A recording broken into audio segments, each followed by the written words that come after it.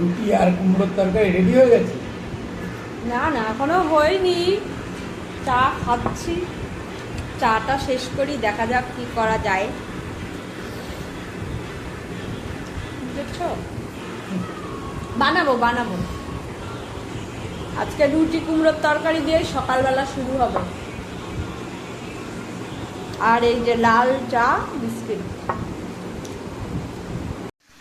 কি হয়ে গেছে খাবার? হ্যাঁ, আর চা খেলাম, চা বিস্কুট খাওয়ার পরে টক ঢেকে উঠছিল, কিন্তু খাবার মিস করা যাবে না।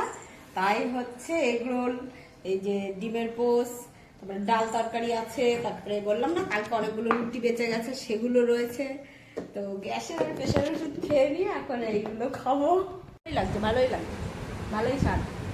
টেস্টি আছে, ভালো টেস্টি।